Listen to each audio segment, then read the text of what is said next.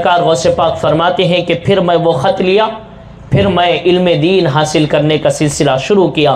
सरकार गौसे पाक रदी अल्लाह ताला अन्हु फरमाते हैं कि कुछ साल इसी तरह मेरे गुज़र गए।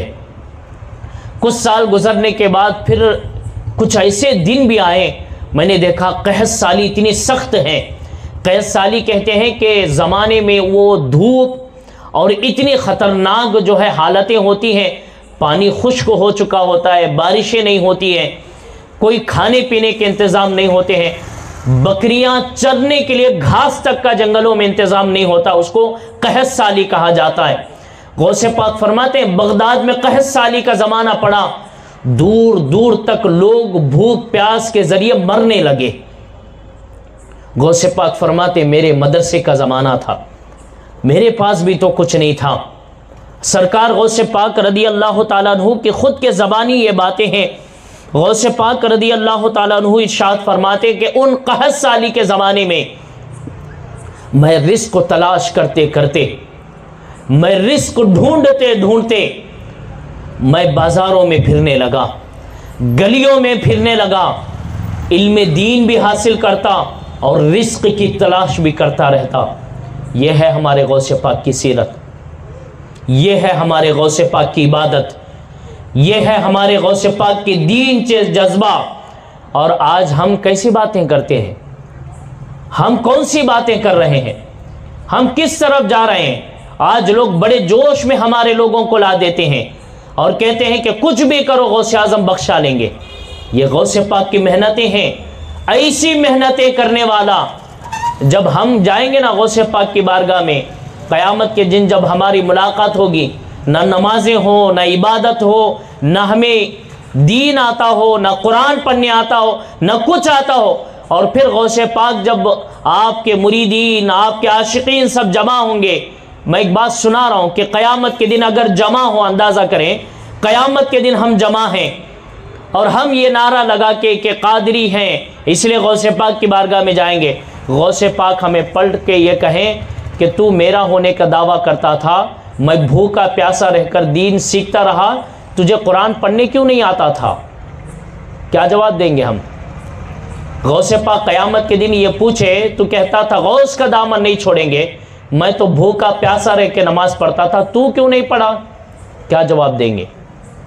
अब वहाँ गौसे आज़म ये कहे ना कि चल तू मेरा नहीं, क्योंकि जो मेरे रास्ते पे चलता वो मेरा है, तू तो मेरे खिलाफ काम करता था, तेरे नारे आज काम नहीं आएंगे। अगर ये बात कहे ना, कहाँ जाएंगे हम? क्या फ़ायदा हमारे 11वीं का, क्या फ़ायदा हमारे जलसों का, क्या फ़ायदा हमारे जोशों का? गौसे पाक के जलसों का, गौसे पाक की 11वीं का फ़ायदा ये होनी चाहिए कि हम इरादा करें कि जो गौस की सीरत थी इंशाअल्लाह उसी सीरत पे उतरने की हम कोशिश करेंगे। हमारे गौस की सीरत इल्म दीन हासिल करने की थी, हमारे गौस की सीरत शरीयत पे पाबंदी की थी। अच्छा, यहाँ पहुँचने के बाद भी गौसे पाक ने ये नहीं फरमाया कि मैं तरीक़त वाला हूँ, दिल वाला हूँ। दिल वाला है तो बैठूंगा एक जगह, क्यों जंगलों में फिरूंगा? आज लोग बिल्डिंगों में बैठ के बोलते हैं हम तरीक़त वाले, दिल वाले हैं। भाई तरीक़त वाला हो ना, बिल्डिंगों में नहीं बैठता, जंगलों में फिरता, क्योंकि गौसे पाक नसीहत कर रहे हैं तरीक़त वाला जगह पे नहीं बैठता। तरीक़त वाला जब तरीक़त सीखता है तो फिर भूखा प्यासा जंगलों में फिरता है। ज़रा गौसे पाक के आगे के जुमले सुने, इब्ने हजर से सुना रहा हूँ, मैं किस्से कहानियाँ नहीं सुनाता हूँ, अक्सर मेरी आदत है। आज हमारे लोगों को किस्से कहानियाँ सुना के कमज़ोर बनाए हैं, आज हमारे लोगों को जोशीले बातें सुना के कमज़ोर बनाए हैं।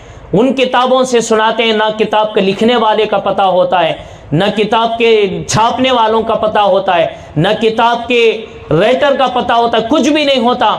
ऐसी बातें बता के जोश में ला के सुस्त कर देते हैं। और इतना सुस्त हमारी सुन्नी आवाम हो चुकी है, नमाजों से बड़ी दूर, इल्म से बड़ी दूर, कुरान पढ़ने से बड़ी दूर, हदीसें पढ़ने से बड़ी दूर, इतनी दूर हो चुकी हैं कि आज हमारे पढ़े लिखे नौजवानों को सुन्नियत छोड़ के बदअकीदे की तरफ जाना पड़ रहा है। हमने कमज़ोर बना दिया है, इसलिए हमें बदलने की ज़रूरत है मेरे भाई। ये गौसे पाक की सीरत है, मैं चुन चुन के आपके सामने बयान करता हूँ अरबी की किताबों से, बड़ी बड़ी किताबों से, ताकि हमारे सामने गौसे पाक की वो असली सीरत आए जो गौसे पाक की थी। गढ़ी हुई किस्से कहानियां नहीं, फेकम फाक की बातें नहीं, हमारे पास वो असली सीरत होनी चाहिए।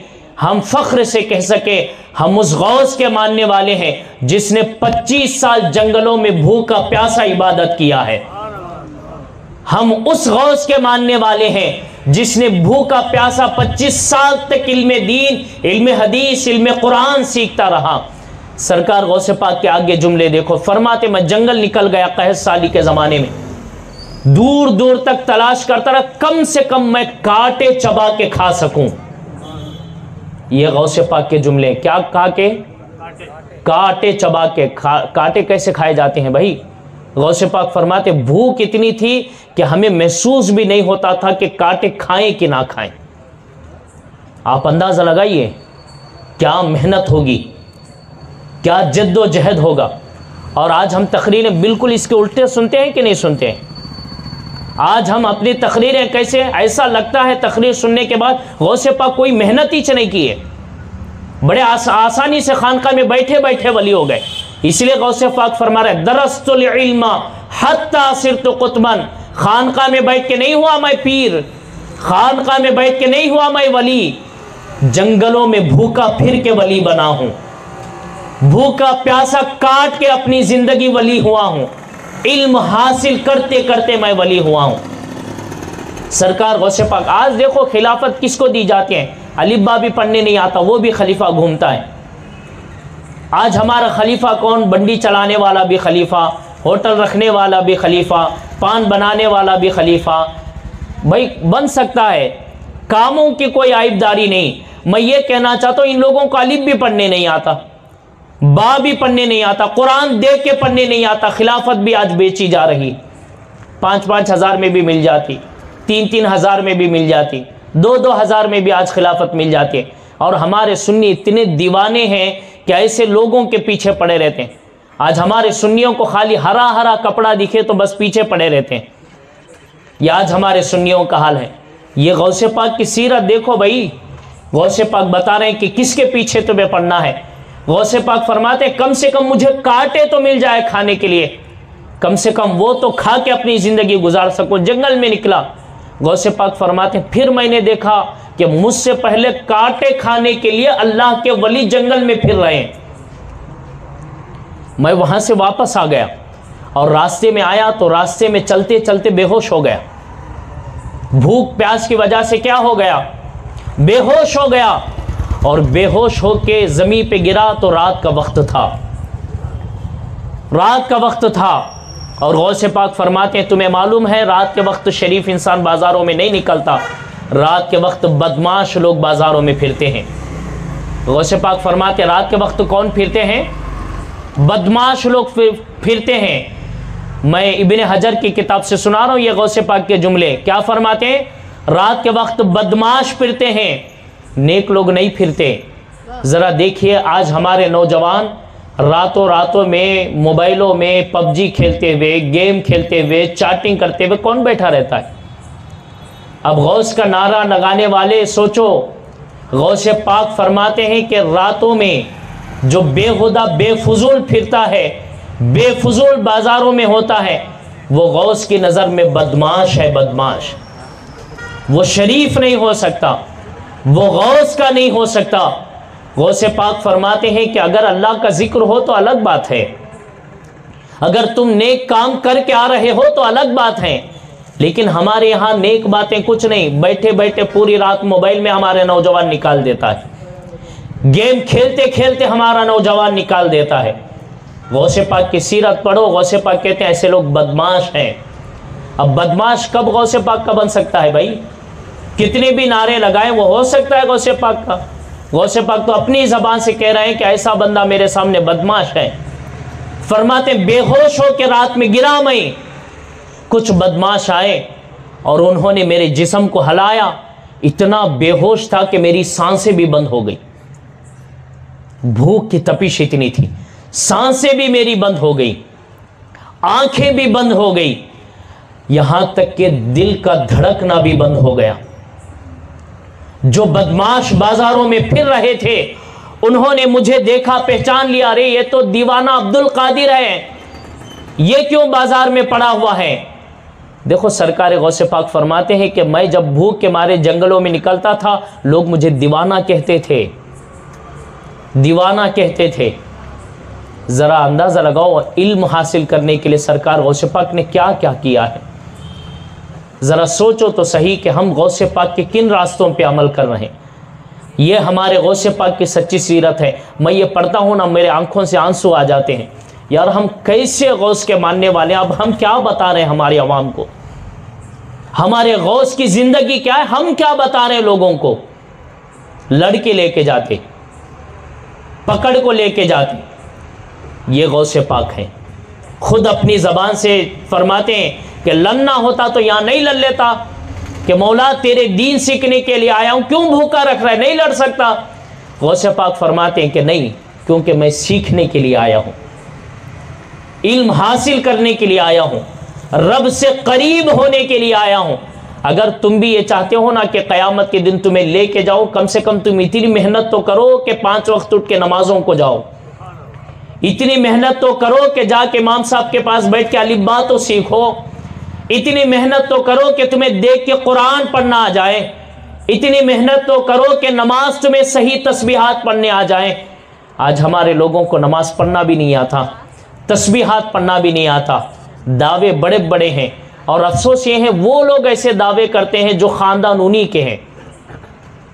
उन्हीं के ख़ानदान से लोगों को ख़ानदान का फ़ायदा उठाकर इतना ढीला कर रहे हैं, इतना ढीला कर रहे हैं कि लोग हमारा मस्ती में आके ये तक आज कह रहा है कि हम सादात के हाथ में हाथ दे दिए हैं, अब हमें कोई इबादत की ज़रूरत नहीं, कुछ भी करेंगे सादात को अल्लाह ताला कल क़यामत के दिन पूरे मुरीदों को ले जाने का हुक्म देंगे।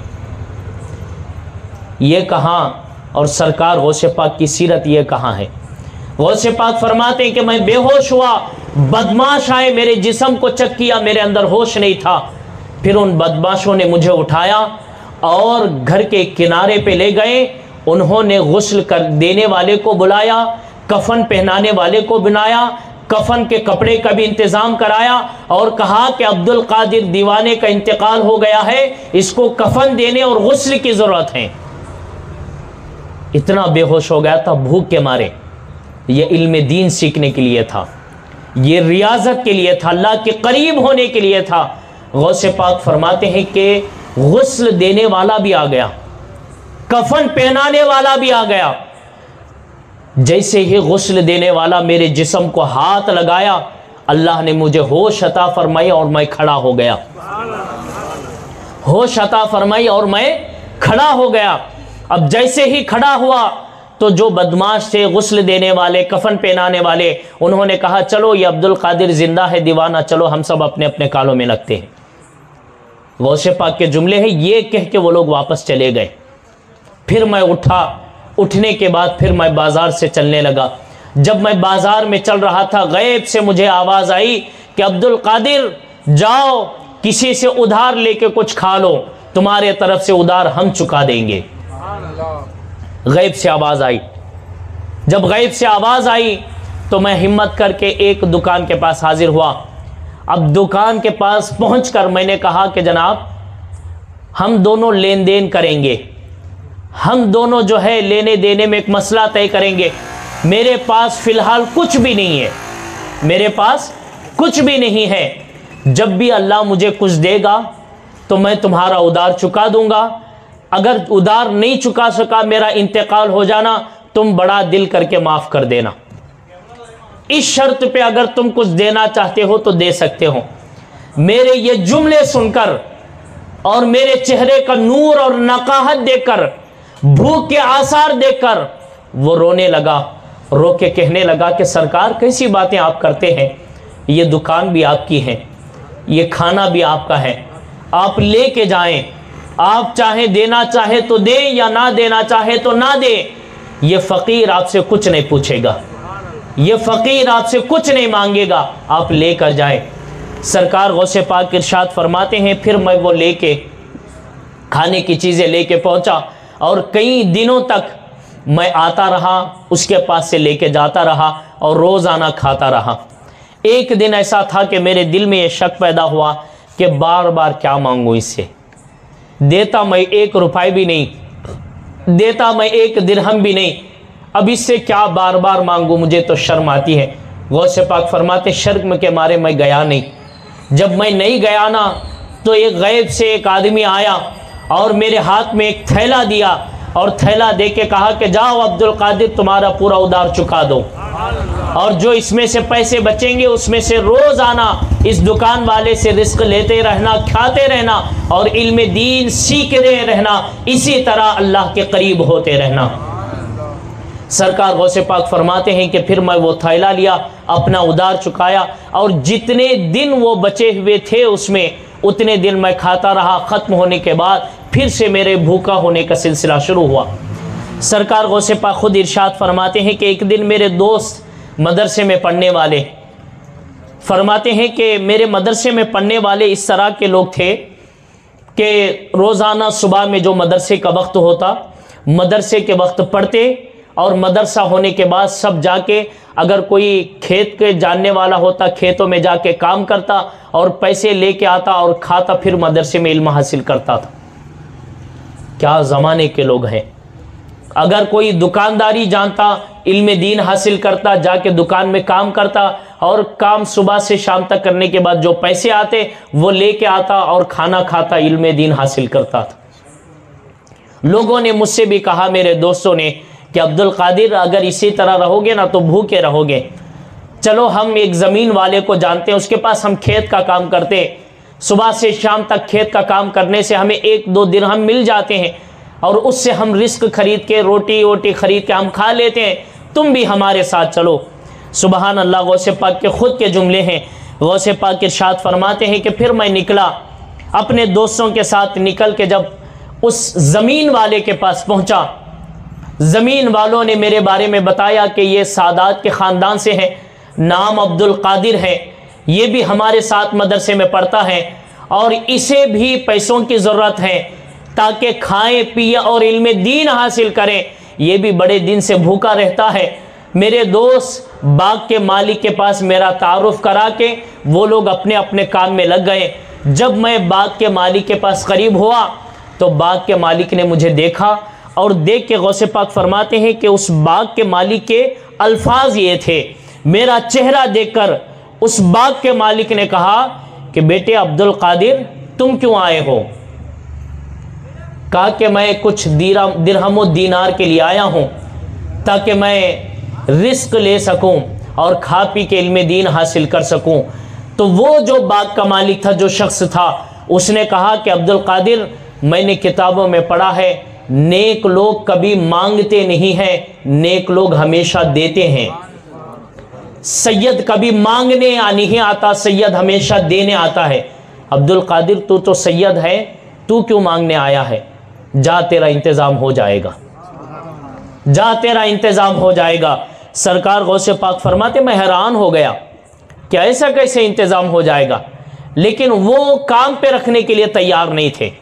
वो बार बार ये जुमले कहते रहे कि जाओ अब्दुल कादिर, तुम्हारा काम मांगने का नहीं है, तुम्हारा काम काम करके किसी से पैसे लेने का नहीं है, तुम्हारा काम देने का है, तुम्हारा काम साथ जो है किसी को पकड़ने का है। अब्दुल कादिर जाओ वापस चले जाओ। सरकार गौसे पाक फरमाते मुझे ताज्जुब हुआ और फिर मैं वापस क्या हुआ, बगदाद पहुंच गया। बगदाद पहुंचने के बाद मैं फिर ये दुआ करने लगा कि मौला मुझसे ये हालतों को दूर फरमा दे। सरकार गौसे पाक के ख़ुद के ये जुमले हैं। आप फरमाते हैं कि फिर वही इम्तिहानात चलते रहें, फिर वही भूखे दिन चलते रहें, फिर उसी तरीक़े के फाक़े के दिन। लेकिन गौसे पाक फरमाते कभी मदरसे में नागा नहीं हुआ मेरा, कभी इल्म दीन हासिल करने में कोताही नहीं हुई मेरी। मैं मेरे नौजवानों से कहना चाहता हूँ, आप कॉलेज पढ़ने वाले हैं ना, आप इल्म हासिल करने वाले हैं। आज हमारा नौजवान सिर्फ बैग लगाता है, कॉलेज जाता है, वो एक निभाने के लिए जाके आ जाता है। नंबर कैसे आ रहे हैं, कितना पढ़ रहे हैं, इसका पता ही नहीं। ज़रा गौसे पाक की सीरत से दर्स लीजिए। नौजवानों से कहता हूँ, नौजवानों गौसे पाक की ये जो इल्म दीन हासिल करने की जो तालीम है ना, ये सिर्फ दीन के लिए नहीं, ये दुनियावी तालीम के लिए भी है। हमारे गौस हमें पैगाम दे रहे हैं कि नौजवानों सिर्फ मदरसे को या फिर कॉलेज के लिए या स्कूल के लिए जाते हो, बैठ के नहीं आना, जितनी कसरत पढ़ने में हो सके पढ़ डालो, जितना पढ़ना है पढ़ दो, भूखा रहना पड़े भूखा रह के पढ़ो। और आज हमारे लोग इतने कमज़ोर हैं, एक तो पढ़ते नहीं, ऐन जो मौत का वक्त आता है ना, लोग कहते हैं मौत के वक्त कलमा कबूल नहीं होता, वो ये हालत है हमारे लोगों की, नौजवानों की। पूरा साल पढ़ते नहीं, ऐन एग्ज़ामों के वक्त पेन भी लेके आएंगे, हज़रत दम करके दे दो। माँ बाप को भी भेजेंगे, हज़रत हमारे बच्चों के वास्ते दम कर दो। लोग ये कहेंगे हमारे बच्चों के वास्ते दुआ भी कर दो। अब वो आखिरी वक्त में नज़ा की हालत में जो पढ़ना शुरू करता है ना हमारा नौजवान, अब वहाँ पहुँच के ये सोचता है इतनी मेहनत करा कहीं को नहीं आ रहा। कहाँ करया भाई, तू मेहनत ही कहाँ करया, पूरा साल तो ऐशो आराम में गुजार दिया, नज़ा के वक्त में पढ़ने वाला कहाँ से याद रहेगा, मौत के वक्त चीज़ें पढ़ने से कहाँ से याद रहेगी। ज़रा तो पहले मेहनत करता ना, शुरू साल से अपनी चीज़ें याद रखता, जितने तेरे सब्जेक्ट हैं, जितने तेरे पढ़ने की चीज़ें हैं, जितने तू सबक पढ़ रहा है, जितनी चीज़ें तू इल्म हासिल कर रहा है, शुरू से हासिल करो, शुरू से हर सब्जेक्ट का इल्म हासिल करते रहो, शुरू से सवालात याद करना शुरू करो।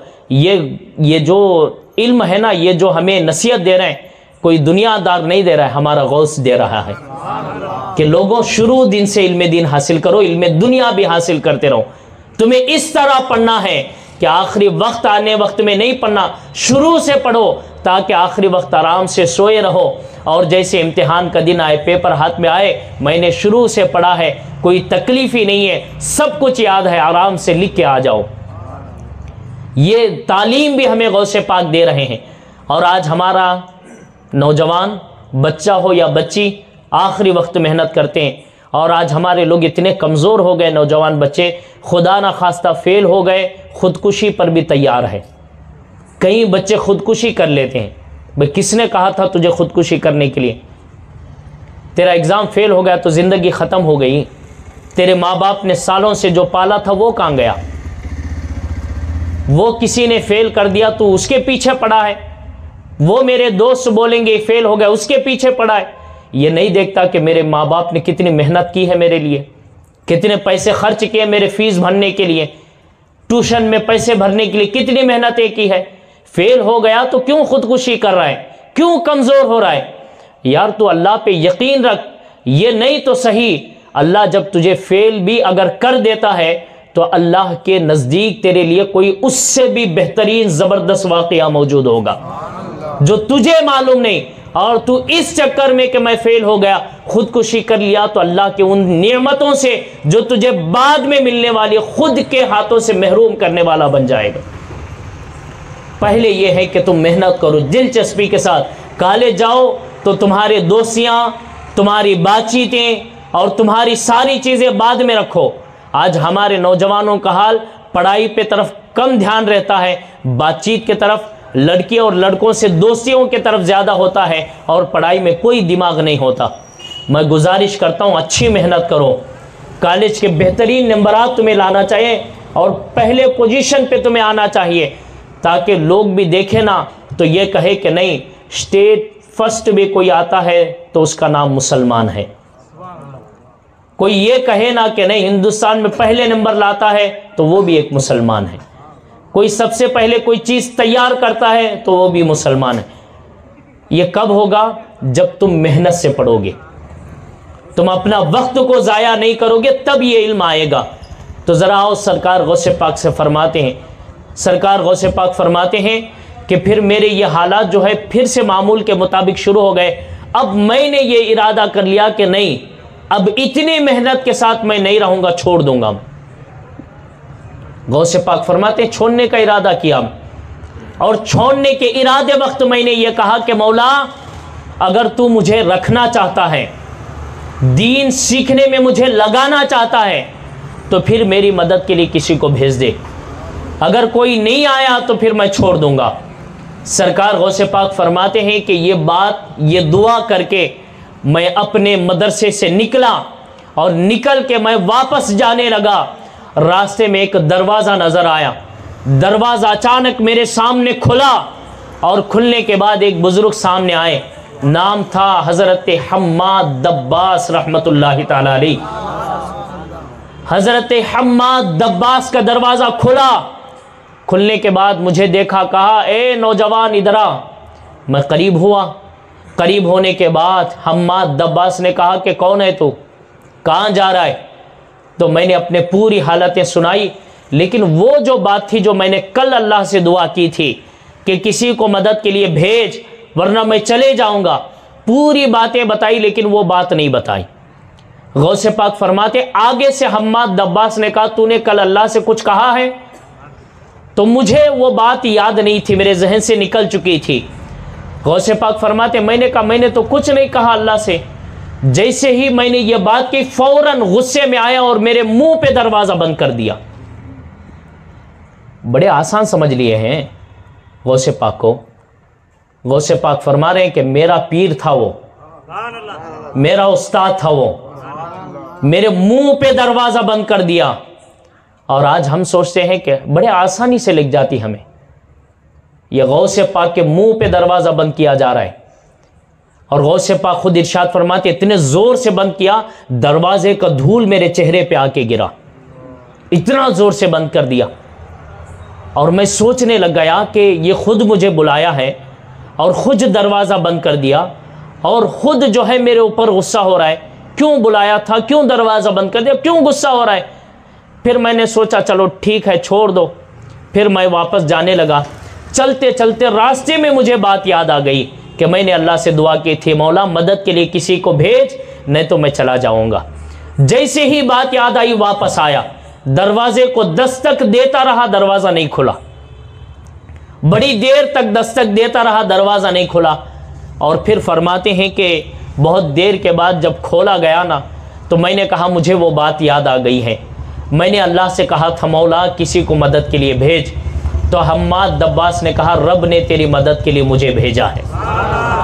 इसीलिए आला हज़रत कहते हैं कसम दे दे के खिलाता है पिलाता है तुझे, प्यारा अल्लाह तेरा चाहने वाला तेरा।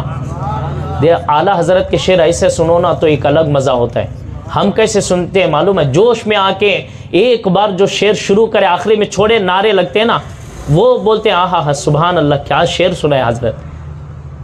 ऐसा सुनो ना तो फिर मज़ा अलग होगा इसका। इसीलिए आला हज़रत ने ऐसे वाक़यात देख के कहा था, आला हज़रत ने कसम दे दे के खिलाता है पिलाता है तुझे, प्यारा अल्लाह तेरा चाहने वाला तेरा। अब्दुल कादिर मैं ख़ुद से तेरे लिए दरवाज़ा नहीं खुला हूँ, मेरे रब ने कहा कि मेरे अब्दुल कादिर ने कसम उठाई है कि मौला भेजेगा तो पढ़ूंगा नहीं तो नहीं पढ़ूंगा। मैंने अपने अब्दुल कादिर के मोहब्बत की लाज रख ली और मैं तुझे हुक्म दे रहा हूँ कि जा मेरे अब्दुल कादिर को हमेशा अपने साथ रखना।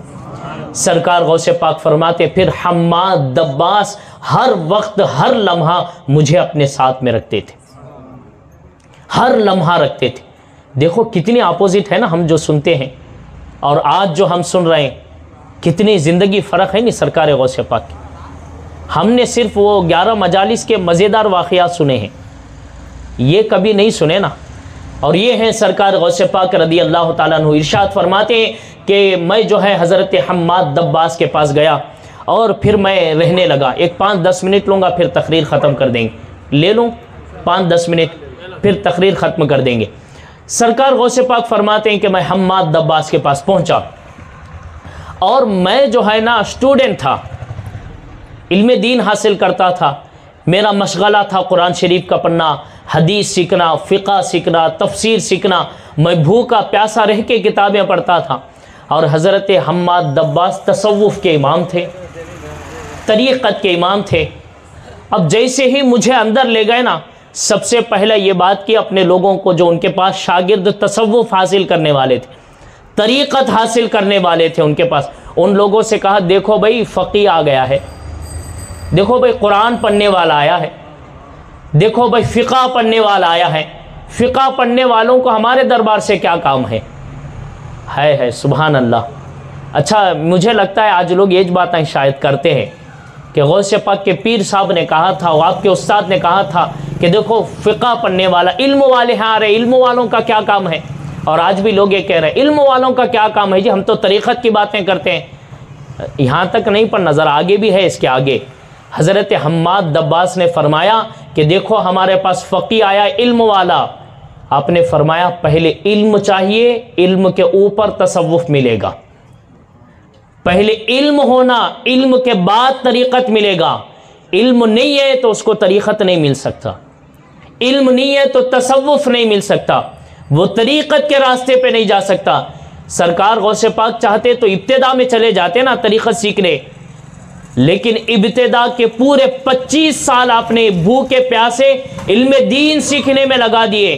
गौसे पाक हमें ये सीरत देना चाहते हैं, लोगों इल्म के बगैर तरीक़त नहीं मिल सकता, इल्म के बगैर तसव्वुफ़ नहीं मिल सकता। सरकार गौसे पाक जब भी अपने उस्ताद के सामने आते तो सरकार गौसे पाक का मजाक करते हुए उस्ताद अपने शागिर्दों से कहते ये देखो फ़क़ी आ गए हमारे पास। है क्या मोहब्बत का जुमला होगा, नहीं क्या अंदाज़ा होगा।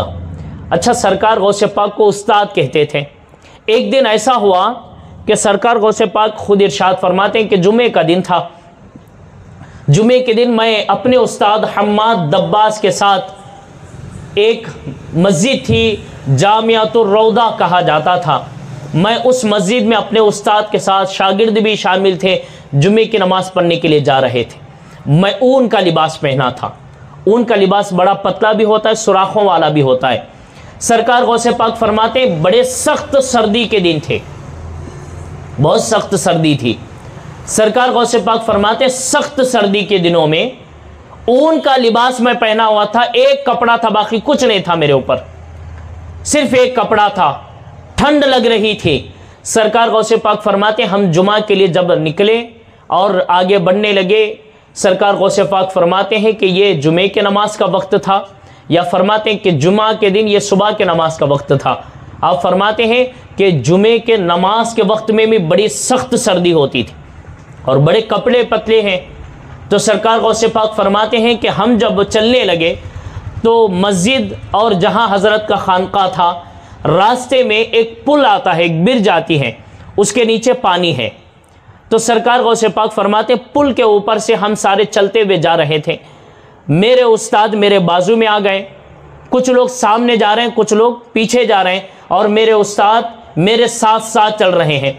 सरकार गौसे पाक फरमाते जैसे ही पुल के बीच में पहुंचे, मेरे उस्ताद ने इस जोर से धक्का दिया कि मैं जाके पानी में गिर गया। इस जोर से धक्का दिया, मैं जाके पानी में गिर गया। गौसे पाक फरमाते हैं कि मेरे उस वक्त कुछ कागजात थे जिसमें हदीस और कुरान लिखी हुई थी। मैंने उन कागजात को आस्तीन में इस तरह पकड़ा और मैं पानी में गिरा तो कागजात को इस तरह कर लिया ताकि कागज ना भीगे, इस तरह कर लिया, पूरा जिस्म भीगता रहा। और मेरे उस्ताद ने जब कहा ना अब्दुल कादिर चल ऊपर आ, उस वक्त तक मैं पानी में रहा, बड़ी देर तक रहा, ठंडी लग रही थी, जिस्म सुकड़ गया था।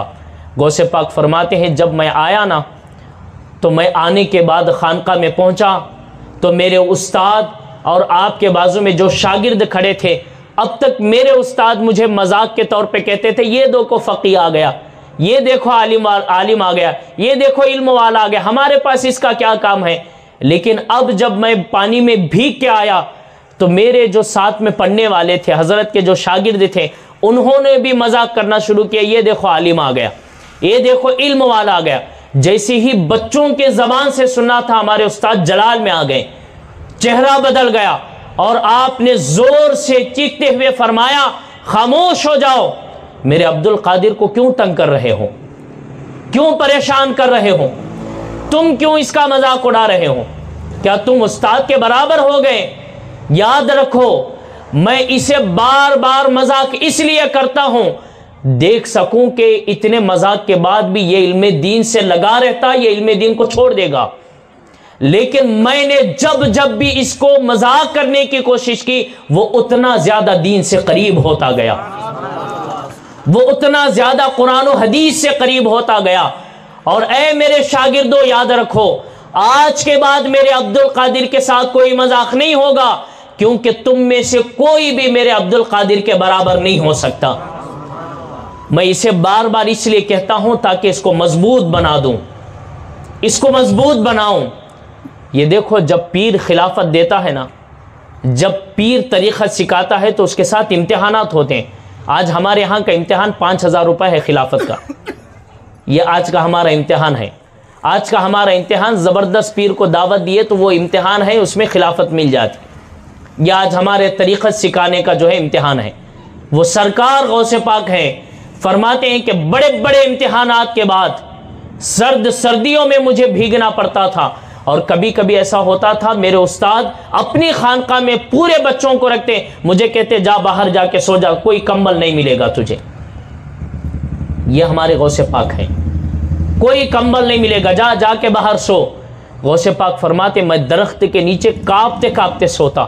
कभी कभी ऐसा होता कि मुझे गुस्ल की ज़रूरत पड़ती, और जब गुस्ल की ज़रूरत पड़ती तो मेरे दिल में खौफ आता कि कहीं मैं नापाकी के हालत में ना रहूं। फ़ौरन ठंडी के दिनों में बाहर ठंडी के मौसम में ठंडे पानी से गुस्ल करके फ़ौरन पाकी हासिल करता था। और आज हमारा नौजवान गौस का मानने वाला, आज हमारा नौजवान कहता है मियाँ कई को मियाँ नमाज को नहीं आए, तो हमारा नौजवान नहीं हज़रत पेशाब पाक नहीं हो, उसका से नहीं आया। ये गौस का मानने वाला पेशाब पाक नहीं होता। घर में पूरा जो है गर्म पानी का भी इंतज़ाम है और ग्रीज़र का भी इंतज़ाम है, सब का इंतज़ाम है, लेकिन फिर भी ये पेशाब पाक नहीं होता। यह आज हमारा नौजवान है, ये नारे लगाता गौस का दामन नहीं छोड़ेंगे। भाई कहाँ कैसा तू पकड़ा कहाँ है? नापाकी में पाक लोगों का दामन कैसे आएगा? अगर तुम सच्चे बनना चाहते हो ना गौसे पाक का, तो फिर याद रखो हमेशा पाकी की हालत में रहो। एक और गौसे पाक फरमाते ठंडी के दिनों में भी मैं उठ के ठंडे पानी से गुस्ल करता था और अल्लाह ताला की इबादत करता था। इस तरह मेरी उम्र 40 साल हुई। कितनी साल गुजरी? 40 साल सिर्फ इम्तिहान में गए मेरे, भूखे प्यासे रहने में गए। और आज का हमारा आदमी एक दिन आज मुरीद हुआ, शाम में खिलाफत उसको, आज मुरीद हुआ, शाम में 100 मुरीदा उसके। अब खिलाफत लिया, अब शाम में जो है उसके पास 100 लोग हाजिर होते। आज का खिलाफत का अजीब मेयार है, ना इल्म है ना कोई चीज़ है। और सरकार गौसे पाक फरमाते हैं तब भी मुझे खिलाफत नहीं मिली, 40 साल इम्तिहान में गुजरने के बाद भी नहीं मिली। कब मिली, कैसे मिली, इंशाअल्लाह ताला हम कल बयान करेंगे। लेकिन एक सीरत याद रख के जाइए लोगों, मैं आपसे नसीहत करना चाहता हूँ, ये हमारे गौसे पाक की सीरत है, इसे याद रखो। करामतों भूल जाओ कोई नुकसान नहीं होगा, लेकिन इसे याद रखो। ये याद रहेंगे ना तो इंशाअल्लाह हमेशा आपका दिल नमाज छोड़ने के करीब आएगा ना, नमाज छूटने लगेगी, आपका दिल पुकार के उठेगा नहीं मैं गौस का मानने वाला हूँ, मेरा गौस भूखा प्यासा रह के भी नमाज अदा किया है। आपको नींद आएगी ना तो आपकी नींद ये कहेगी कि नहीं यार मैं गौस का मानने वाला हूँ, मेरा गौस ठंडी के सर्दी के दिनों में भी उठ के नहा के नमाज़ें पढ़ता था, मुझे भी पढ़ना चाहिए। तो इंशाल्लाह याद रखेंगे ना, सरकार गौसे पाक की ये सीरत को याद रखें और हमेशा नमाज़ों की पाबंदी करें, इल्म दीन से करीब हो जाएं, आलिमों के पास बैठते रहें, उड़ते रहें और जाहिलों से बड़े जो है हिफाजत में रहें। अल्लाह से दुआ है कि अल्लाह ताला हम तमाम को इल्म दीन हासिल करने और सरकार गौसे पाक की सच्ची ग़ुलामी के अल्लाह हमें तौफ़ीक़ अता फ़रमाए। वाखिर दावाना अनिल हम्दुलिल्लाहि रब्बिल आलमीन।